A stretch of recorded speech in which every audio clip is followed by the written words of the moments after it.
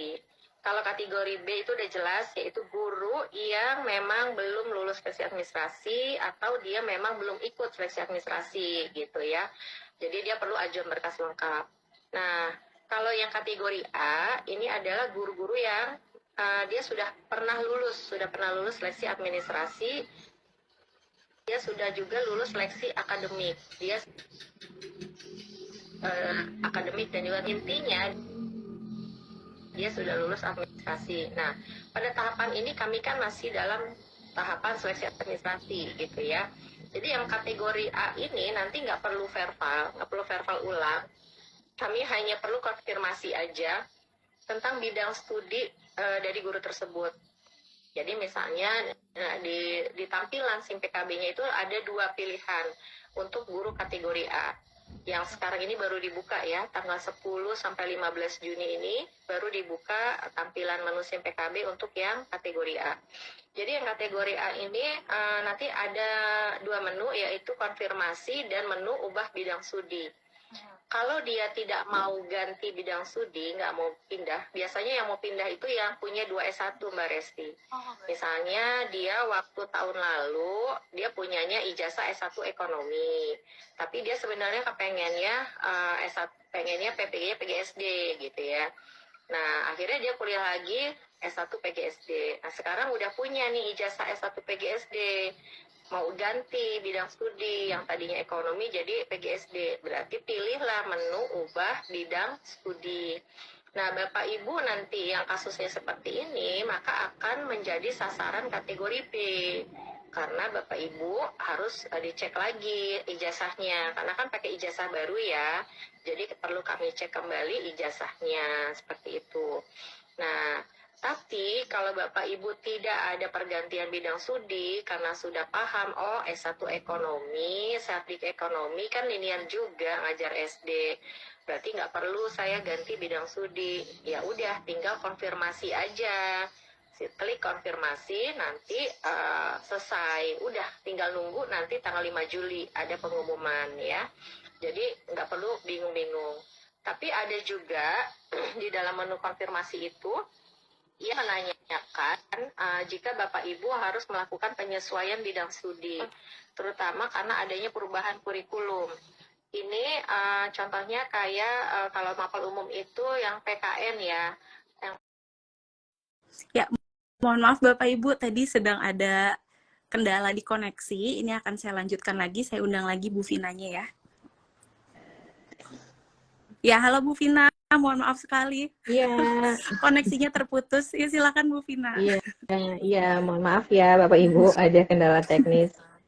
Tadi saya lagi jelasin tentang kategori 1, kategori 2 ya Bapak Ibu ya. Jadi TMT itu untuk menentukan Bapak Ibu nanti masuk kategori 1 atau kategori 2. Jadi kalau TMT-nya sampai 2015, nanti akan masuk PPG-nya di kategori 1. Kalau 1 Januari 2016 sampai 1 Januari 2020, berarti nanti akan masuk di kategori 2. Nah, ini yang membedakan lama pendidikannya. Kalau yang kategori 1, itu lama pendidikannya hanya 2 bulan, sekitar 2 bulan ya. Kalau nggak banyak libur ya. Kemudian, kalau yang kategori 2, itu sekitar 3 bulan gitu. Itu bedanya. Tapi serdiknya sih tetap sama. Dan kami berharap Bapak Ibu, kalau memang punya TMT-nya 2015 ke bawah, ya pakai yang 2015 ke bawah aja gitu. Jangan pakai yang 2016 ke atas gitu. Meskipun itu bisa gitu ya. Jadi walaupun tadi ditandatanganinya oleh kepala sekolah, nggak masalah ya Bu Vina ya? Iya, untuk SK pertama itu dari dulu boleh. Jadi untuk SK pertama tuh dari dulu boleh dari kepala sekolah. Tapi kalau untuk SK terakhir memang baru sekarang ini ya kebijakannya boleh ditandatangani kepala sekolah. Kalau yang seleksi sebelumnya itu nggak boleh, minimal oleh Dinas Pendidikan. Tapi kalau sekarang ini udah boleh. Dan ini kami informasikan ya Bapak Ibu bahwa pelaksanaan PPG Daljab ini semuanya masih daring ya. Jadi dari seleksinya daring. Nanti untuk seleksi akademiknya nanti kita infokan ya, apakah daring ataukah Bapak Ibu harus datang ke TUK, nanti kami infokan kembali. Tapi untuk BPG Daljabnya itu sendiri, untuk kuliahnya itu daring Bapak Ibu ya. Jadi, tapi meskipun daring, kami berharap ya, dan Bapak Direktur selalu menghimbau kepada Dinas Pendidikan, agar Bapak Ibu guru ini jangan diberi tugas tambahan lainnya gitu, jangan sambil mengajar. Karena meskipun daring, kan Bapak Ibu harus full ya dari pagi sampai sore gitu di jam kerja dari Senin sampai Sabtu. Jadi bukan artinya kalau daring kemudian jadi bisa sambil mengajar. Nah, itu yang kami tidak harapkan dan kami selalu menyampaikan melalui surat nanti ketika nanti sudah penetapan itu kami menyampaikan juga melalui surat supaya kepada kepala dinas itu menyampaikan kepada semua kepala sekolah bisa mengizinkan guru-gurunya untuk mengikuti PPG Daljab secara penuh gitu ya, karena kami inginnya guru-guru ini fokus ya ketika ikut PPG kan juga cuma sekitar 2 bulan ya, dan mudah-mudahan tidak terlalu mengganggu KBM ya, karena mudah-mudahan bisa diganti oleh guru lainnya yang lain gitu yang ada di sekolah itu. Dan ini kan untuk kepentingan kita bersama ya, kalau nanti Bapak Ibu guru ini dapat serdik kan artinya yang beruntung juga sekolah ya gitu. Sekolah artinya memiliki guru-guru yang sudah berserdik. Karena kita ketahui serdik ini kan wajib ya dimiliki oleh semua guru. Jadi kita harus mendukung gitu ya Bapak Ibu guru supaya mengikuti PPG ini dengan benar, dengan baik gitu ya. Jangan sampai ada kendala. Kalau bisa didukung gitu. Misalnya Bapak Ibu guru ini ada kendala perangkat misalnya ya, misalnya nggak punya laptop mungkin dari sekolah bisa dibantu minjemin laptop gitu selama pelaksanaan PPG itu. Gitu ya Mbak Resti. Oke deh. Oke. Terima kasih Bu Vina. Oke. Ada pertanyaan Bu, apabila saya itu seorang kepala sekolah, tetapi saya juga mengajar guru kelas. Sedangkan di Dapodik, saya itu terteranya sebagai kepala sekolah. Jadi lebih baik saya cantumkan kepala sekolah aja atau guru kelas. Kalau Bapak diundang sebagai peserta PPG, itu ada penandanya Pak. Kalau Bapak di SIM PKB penandanya sebagai kepala sekolah, maka silakan Bapak mengupload berkas sebagai kepala sekolah. Tapi kalau di penanda SIM PKB-nya nggak ada penanda kepala sekolah, berarti kan Bapak sebagai guru. Ya artinya Bapak melampirkan surat sebagai guru. Nah bedanya nih di menunya itu kalau yang kepala sekolah itu nggak ada menu untuk pembagian tugas mengajar. Artinya kalau nggak ada ya berarti itu Bapak yang diminta hanya SK pengangkatan kepala sekolah aja gitu. Yang penting dicek aja di SIM PKB-nya itu Bapak di situ tandanya sebagai apa? Sebagai kepala sekolah apa sebagai guru? Kalau misalnya di Dapodi kepala sekolah sih mestinya di SIM PKB kepala sekolah ya penandanya gitu. Oke, baik. Bu Vina, ini pertanyaan terakhir Bu sebelum kita tutup ya, karena memang udah 1 jam. Ini tadi saya lihat udah ada 3 pertanyaan dari orang yang berbeda. Bagaimana, izin bertanya Ibu, bagaimana jika SK pengangkatannya itu dibuat per tahun anggaran, bukan per tahun pembelajaran? Apakah bermasalah atau tidak apa-apa? Iya, nggak apa-apa. Jadi intinya gini loh Bapak Ibu, kami tuh sebenarnya nggak terlalu mau mempersulit, bukan mempersulit. Jadi kalau hal-hal yang kira-kira masih nyerempet-nyerempet itu nggak apa-apa. Jadi intinya kami minta 2 tahun terakhir. Nah 2 tahun terakhir itu kan ada yang per semester. Kalau per semester berarti kan dia dari Juli 2021 sampai Juni 2022. Kemudian Juli 2022 sampai Juni 2023 itu kalau semester. Tapi kalau dia tahunan ya berarti per tahun kan dari Januari 2022 sampai Desember 2022. Kemudian yang 2023 Januari 2023 sampai Desember 2023. Gitu aja sih intinya. Yang penting 2 tahun terakhir untuk yang SK pengangkatan ya gitu. Oke. Jadi nggak masalah ya Bapak Ibu mau SK-nya per tahun anggaran atau per tahun pembelajaran, yang penting 2 tahun ada SK-nya gitu ya Bu. Iya, pokoknya upload aja yang sebenarnya yang dimiliki, jadi nggak perlu galau, nggak perlu bingung, ini saya harus bagaimana, enggak.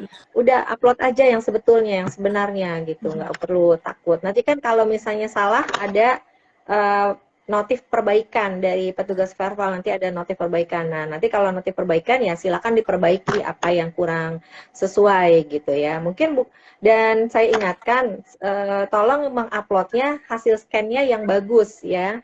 Jangan yang burem, jangan yang ngeblur. Sebab kalau burem ngeblur itu nanti akan ditolak Bapak Ibu ya. Karena tidak bisa terbaca dengan benar. Jadi mohon pastikan scanannya itu diupload yang bagus, yang kelihatan jelas gitu ya. Kemudian ya pokoknya yang bagus lah, yang kelihatan jelas, jangan yang ditumpuk-tumpuk, jangan yang banyak tempelan gitu ya. Jadi supaya petugas juga bisa melihatnya betul. Dan kami ingatkan juga kalau yang diminta misalnya hanya ijazah S1, yang diupload ijazah S1 aja. Jangan diupload ijazah S2, jangan ya. Nanti pasti salah. Jadi kalau yang diminta S1, S1 aja. Dan jangan mengupload misalnya pengalaman-pengalaman organisasi, itu jangan, karena kita nggak minta gitu, kasihan petugas verbalnya ya.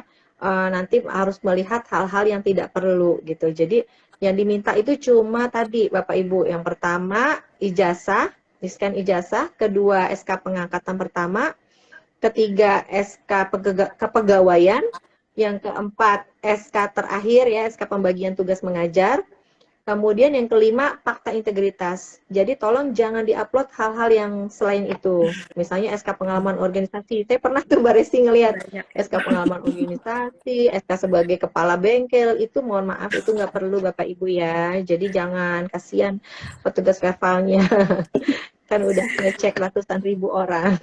Oke, mungkin karena Gitu. mungkin dipikirnya bisa menambahkan poin gitu kali ya Bu ya. Jadi Ya. mengupload berkas-berkas yang memang tidak diperlukan. Oh Jadi iya. Kalau untuk poin, Bapak Ibu jangan diupload di SIM PKB, di Dapodik aja, di Dapodik ya. Karena kalau kami hanya meminta yang sesuai persyaratan.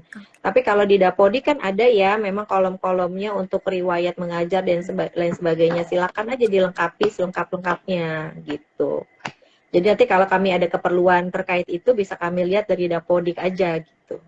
nggak perlu diupload bebarengan dengan SKSK Ya, ini jangan gitu ya. jangan dulu. Ya, jangan dulu kecuali nanti diminta. Kalau sekarang kan enggak. Sekarang nggak diminta. Oke deh. Oke deh, terima kasih banyak Bu Vina waktunya. Kita sudah 1 jam menemani Bapak dan Ibu tanya jawab. Saya sebagai moderator mengucapkan terima kasih banyak ya buat Bu Vina, dan untuk teman-teman sahabat PPG dan Bapak Ibu guru, silakan apabila sudah mendapatkan undangan, silakan diajukan untuk pengajuan administrasi dan pemberkasannya agar bisa mengikuti seleksi PPG dalam jabatan. Oke deh Bu Vina, apakah ada kata-kata penyemangat nih untuk di akhir sesi kita? Mungkin 1 atau 2 kata untuk Bapak Ibu guru yang sudah mengikuti live Instagram kita dari awal. Ya, baik. Terima kasih Mbak Resti. Jadi Bapak Ibu yang penting lakukan saja yang terbaik gitu ya. Insya Allah Bapak Ibu guru ini kan sudah mengabdi ya, mengajar anak-anak di seluruh Indonesia. Itu juga sudah merupakan hal yang sangat luar biasa gitu ya, pengabdian yang luar biasa yang tidak semua orang bisa melakukannya. Jadi Bapak Ibu harus yakin, insya Allah ada doa dari anak-anak murid Bapak Ibu untuk Bapak Ibu semua, dan juga dari kami semua juga berharap Bapak Ibu semuanya lulus seleksi ya, lulus seleksi administrasi, akademik sampai seterusnya. Kami sangat mendoakan dan kami selalu mendoakan kepada Bapak Ibu guru. Jadi lakukan saja yang sebaik-baiknya sesuai dengan ketentuan yang berlaku, dan tidak perlu banyak galau, tidak perlu risau. Ya, pokoknya kita lakukan saja yang terbaik gitu ya.